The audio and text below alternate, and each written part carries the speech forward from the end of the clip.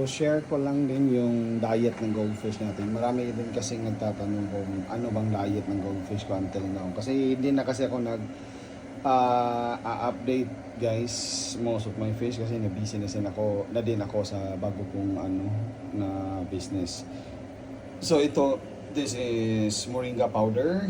Nag-ano ko ng hot water para mas madali ko siyang tunawin. Tapos ilagay ko dito yung powder sa steam egg natin. So ito na yun guys. Okay. Nasa pressure cooker na.